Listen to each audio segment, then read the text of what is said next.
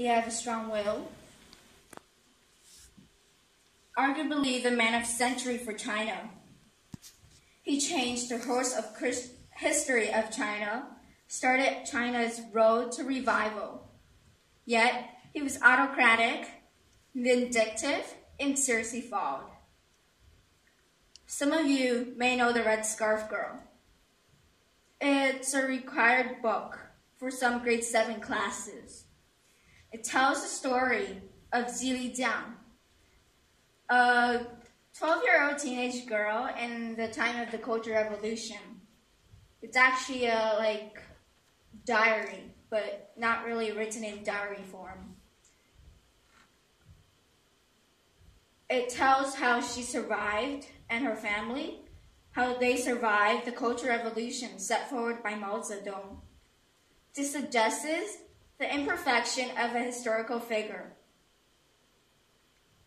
Another historical figure that matches my description is George Washington, one of the most important persons in American history.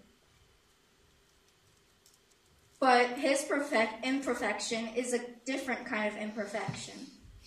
Everybody knows about the good side of Washington, but not many people know about his other side.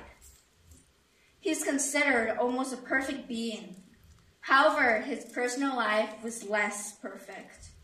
He served his country all his life, hardly enjoyed any retirement, dying only 2 years after the Revolutionary War. With remarkable victory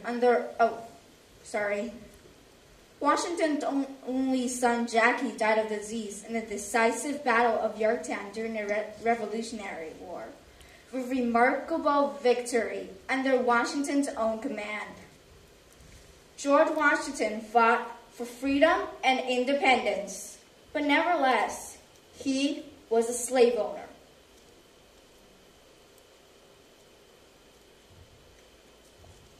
Then there is Thomas Jefferson, another one of the founding fathers of America.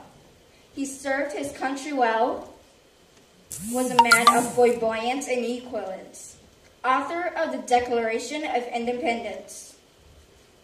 And yet, the idea of freeing his own slaves had never ever crossed his mind.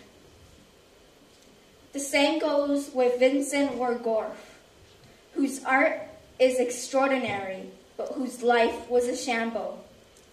Here's something that he says that expresses his feelings about life. Real painters do not paint things as they are. They paint them as they themselves feel them to be. He finally commits suicide after years of suffering from mental disease. Anybody know who said this quote? Martin Luther King Jr. He says, if you can't fly, then run. If you can't run, then walk. If you can't walk, then crawl. But whatever you do, you have to keep moving. King is known for quite a lot of things. Finding the Southland Christian Leadership Conference, aka the SCLC, making the I Have a Dream speech, helping to organize the march in 1963 on Washington, and winning the Nobel Peace Prize. But what are we missing now? A flaw or imperfection of him. Not a lot of people knew this. King had plagiarized part of his doctoral dissertation, a serious academic flaw that would have got some of us expelled from school.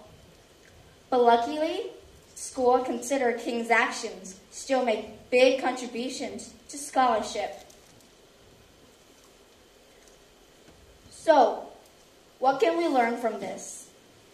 I suggest that to understand historical figures' flaws, in addition to their accomplishments, is not to lower the standard for us.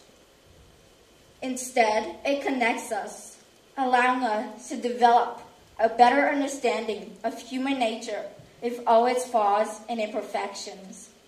help us to overcome our psychology barriers, to be better ourselves, and achieve our goals.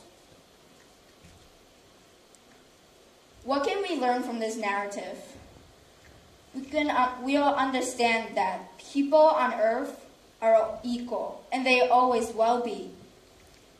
They'll always be similar and share the same characteristics of imperfection. At the end of the day, all you have to remember is we are all the same, imperfect, but striving to perfect ourselves and the world.